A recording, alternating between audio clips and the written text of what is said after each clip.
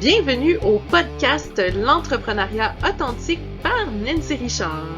Ici, chaque semaine, je partage un ingrédient secret qui m'a permis de bâtir des entreprises où les valeurs brillent autant que les résultats. Authenticité, créativité, bienveillance. Ce podcast est votre dose hebdomadaire d'inspiration pour aligner passion et profession. Ensemble, découvrons les clés pour entreprendre avec cœur, audace et un brin de rock'n'roll. Prêt à libérer votre potentiel entrepreneurial? Branchez-vous, ça commence maintenant. Et bonjour tout le monde, j'espère que vous êtes en forme et que vous avez passé un bon 7 jours.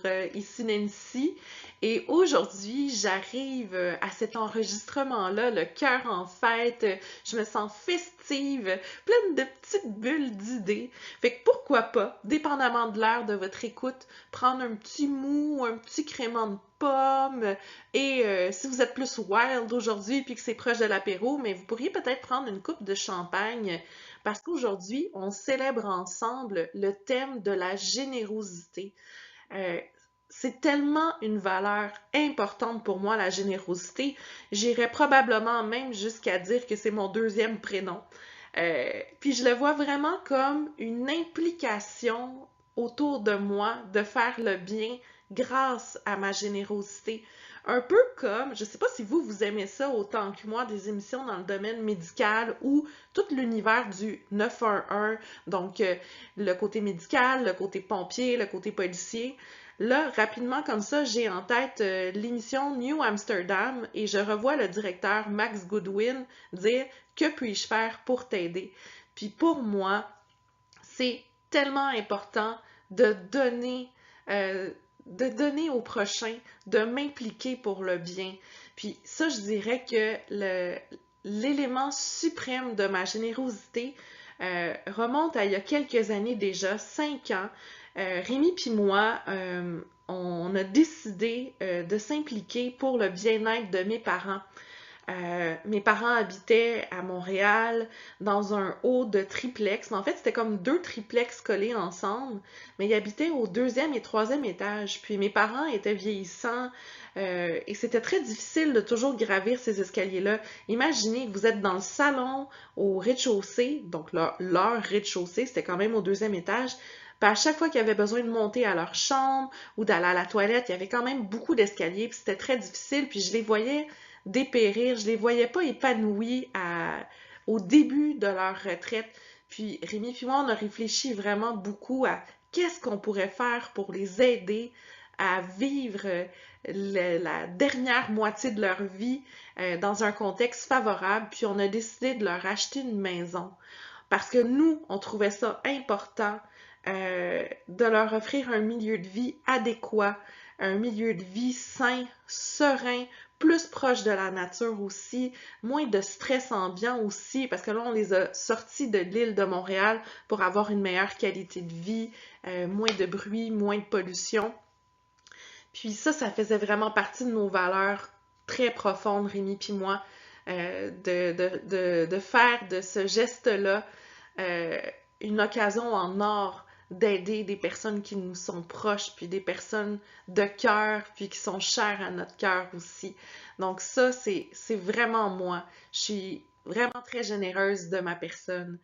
Puis ma définition en tant que telle, bien que la définition officielle soit la qualité de quelqu'un, de son action, qui se montre bienveillant, clément, indulgent, magnanime, faisant preuve d'une grandeur d'âme, moi, pour Nancy, dans mon petit dictionnaire Nancy 101, c'est la capacité de donner de son temps, de son cœur, même de sa sueur, sans rien entendre en retour. Je dirais même en fait que c'est la capacité de faire passer les autres avant ses propres besoins. Mais attention ici, pas à son détriment. Ça, c'est important quand même. C'est une forme de respect de soi, de se faire passer en premier quand même. Mais j'ai l'impression que lorsqu'on a envie d'être généreux, c'est, on va dire, on a un petit 20 $, que ce soit pour la guignolée ou pour une cause. Oui, on aurait pu faire passer nos besoins puis dire qu'on aurait pu aller se payer un nouveau livre ou un bon restaurant ou quoi que ce soit, mais en même temps, c'est la capacité de permettre aux autres de vivre une belle expérience aussi. Puis ça, c'est important pour moi. Puis je dirais que En termes d'implication sociale, je suis une personne qui est très généreuse. Honnêtement, j'aimerais ça être encore plus généreuse si j'étais capable, si j'étais millionnaire, là. Wouh! Je vous le jure, je pense que tout le monde aurait toujours quelque chose de ma part. Pas nécessairement un gros truc, mais je les impliquerais davantage dans certaines activités. Ça me ferait tellement plaisir.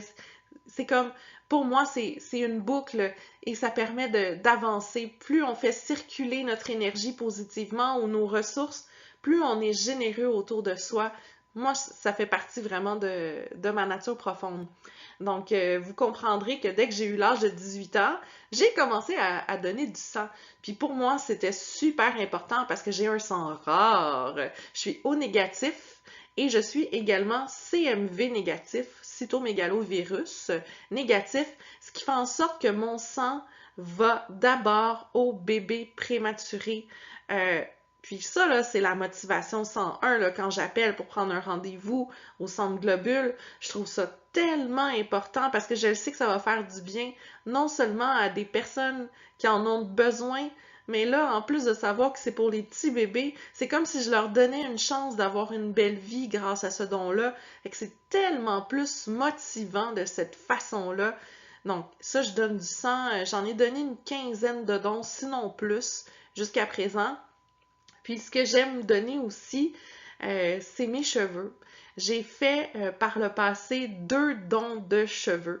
Le premier, c'était vraiment j'étais enceinte, je vais toujours m'en rappeler. J'étais enceinte de Fanny, ma deuxième, puis j'avais mal au cœur tout le temps.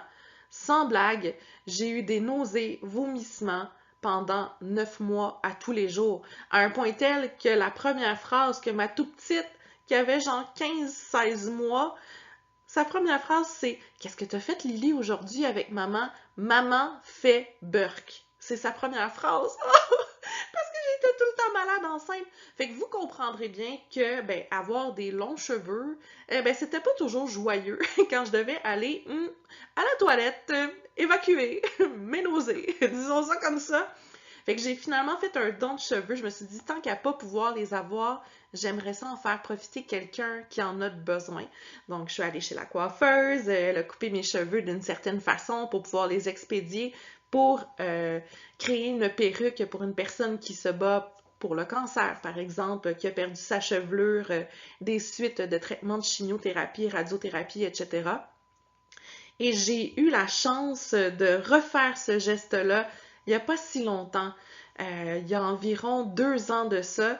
Et ça a été... Je vous en parle, puis j'ai probablement la larme à l'œil, juste de le redire. Tu sais, j'essaie d'être drôle des fois, mais ce sujet-là, j'ai envie de vous le partager. J'avais une grande douleur au sein depuis quelques semaines déjà. Et puis, je suis allée consulter mon médecin qui m'a envoyé d'urgence passer une mammographie parce que mes 2 grands-mères sont décédées du cancer du sein. J'ai eu une tante qui a combattu son cancer du sein aussi. Bref, il y a des personnes atteintes du cancer du sein dans mes 2 côtés de famille. Et pendant toute la semaine où j'attendais pour aller passer ma mammographie et surtout obtenir le résultat pour savoir si j'avais le cancer, moi aussi, quand j'ai enfin eu le téléphone qui me disait que non, c'était simplement musculaire, un faux mouvement qui avait causé des douleurs extrêmes, le soulagement de savoir que j'avais pas le cancer, puis pendant toute cette semaine-là, je la vivais comme si c'était la dernière de ma vie, genre la dernière de let's go, sors avec tes amis, voilez, regrette rien, on vit rien qu'une fois, let's go, parce qu'après ça, si tu dois entamer un grand combat, mais tu vas le faire à ce moment-là, puis tu vas pouvoir te battre avec la joie au cœur. Puis quand j'ai su que j'avais pas le cancer, j'ai décidé de refaire un 2e don symbolique cette fois-ci de mes cheveux pour aider quelqu'un malheureusement qui n'a pas eu le même type de coup de fil, qui n'a pas eu la même joie en entendant son médecin parler au téléphone. Fait que je me suis dit que c'était ma façon à moi d'être généreuse pour cette personne-là puis de l'épauler dans son combat. Donc, ça, c'est moi. C'est comme ça que je suis. Puis je dirais que la façon que je le mets de l'avant dans mon entreprise, je suis une personne qui va être autant généreuse de ses conseils. Des fois, j'ai des étudiants ou des gradués qui m'écrivent, ou même des mentorés, si vous voulez, qui m'écrivent pour avoir des questions. mais ça me fait toujours plaisir de partager mes connaissances, partager mes compétences. Puis je l'ai même fait de façon plus formelle lors d'une certaine vente annuelle pour l'anniversaire de l'école Cybelle. Chaque personne qui achetait une certification de reconversion de carrière pendant cette période-là pour souligner le 8e anniversaire de l'école, j'offrais des heures de coaching parce que je crois que d'épauler les personnes dès le début de leurs études pour les aider à bâtir leur entreprise en même temps, c'est tellement gratifiant. Puis moi, ça me faisait plaisir de donner de mon temps de cette façon-là. Puis je dirais même que ce concept-là a même euh, une autre touche, une autre vocation dans le cadre du gala Méritance prête pour mon envol. C'est un gala qui existe depuis 5 ans déjà. Puis quand je l'ai fondé, c'était vraiment dans l'optique d'encourager l'entrepreneuriat féminin, puis les aider à croire en elles, puis leur dire qu'elles aussi, elles peuvent vivre de leur passion et bien vivre de leur passion aussi, bien réussir au niveau financier. Fait que j'ai donné dans ces 5 éditions-là de gala différentes certifications, des formations continues, même des blocs d'heures de coaching et j'en passe.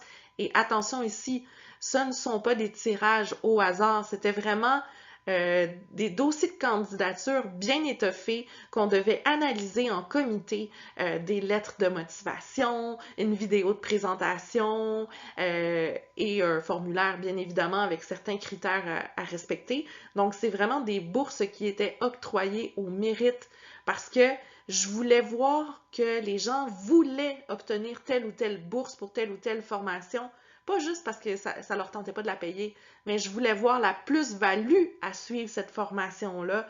Donc, c'est ça, moi. Je donne, je donne, je donne parce que je crois à la bonté humaine. Puis, je le fais jamais en espérant que ça me revienne. Je suis pas un élastique, moi. Je suis pas là pour que je tente quelque chose pour que ça me revienne. Non, moi, je suis là pour donner puis encourager les autres aussi. Ça, c'est moi. C'est mon deuxième prénom, hein, comme je vous dis. Puis je le fais même avec les gens de mon équipe. J'ai longtemps eu un grand local. Tu sais, avant la pandémie, on donnait beaucoup de cours en présentiel au local, de toutes sortes. J'avais un étage complet d'une bâtisse pour vous dire. Parce qu'on faisait des activités pour les futurs et nouveaux parents aussi dans les locaux. C'était pas juste des formations professionnelles. On avait quand même une belle variété de services, y compris des services professionnels. Il y avait des massothérapeutes, acupuncture, etc. sur place.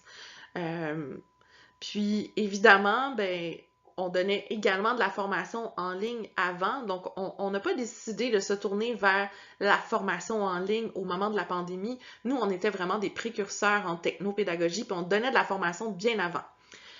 Mais tout ça pour vous dire que du moment où on a vécu le fameux épisode du COV, tu sais, comme Voldemort, qu'il faut pas dire « Oh non, je l'ai dit », mais c'est la même chose avec le COVID. On dirait qu'on se rappelle plus de ce que c'était, mais ça a été vraiment un épisode très intense dans notre vie. Fait que j'avais beaucoup de mobilier qui ne servait à rien. Parce qu'on faisait plus d'activités en présentiel, puis on a vraiment développé notre expertise pour les outils plus techno-pédagogiques. Donc, quoi faire de ces meubles-là? Est-ce que je me mets à faire des petites annonces sur Kijiji, sur les packs, ou même sur Facebook, d'essayer de Marketplace, là, Facebook, là, de vendre mes meubles ou mes accessoires? Je dis non, ça fait pas partie de ma nature de vouloir récupérer de l'argent pour ça. Je veux faire circuler à qui en a besoin. Fait que j'ai réussi à donner plein de meubles, des classeurs, des imprimantes, quoi que ce soit, à beaucoup de personnes dans l'équipe parce que je me dis, Nancy, ces personnes-là sont là pour te soutenir, ils croient en toi, ils sont là pour te donner la tape sur l'épaule que tu as besoin, mais c'est à ton tour de les aider. Fait que j'ai donné vraiment plein de meubles, de chaises, de bureaux à plein de personnes dans l'équipe parce que j'étais persuadée que c'était la bonne chose à faire. Maintenant, j'ai envie de vous laisser sur cette citation inspirante de Eugène Cloutier. Pour connaître la valeur de la générosité, il faut avoir souffert de la froide indifférence des autres. Moi, je l'aime beaucoup cette citation-là parce qu'elle met en lumière le désir d'être pour autrui ce que nous aurions voulu recevoir, un geste généreux, une attention, même une reconnaissance. C'est comme si elle invite à transcender ses propres blessures pour bâtir un monde plus humain et chaleureux, une démarche qui s'accorde probablement en fait avec mes valeurs profondes. Je pense ici à l'empathie, le soutien et l'authenticité, hein, vous comprendrez bien, c'est le nom de mon podcast. Alors, j'espère que vous avez terminé votre petite coupe de pétillant quelconque, que ce soit un petit mou, un petit crément de pomme ou de poire, pourquoi pas une coupe de champagne ou de prosecco. Alors, je vous souhaite une merveilleuse semaine, remplie de pétillants, vous aussi. Je vais vous transmettre ces petites bulles-là à distance pour mettre une preuve de ma générosité. Vous allez penser à moi toute la semaine. Et la semaine prochaine, on se retrouve déjà avec un nouveau thème qui est la poésie. Sur ce, belle journée et on se reparle dans quelques jours. Ciao, ciao! Pour de plus amples informations concernant mes entreprises ou mes services, vous pouvez visiter mon site web nancy-richard.com.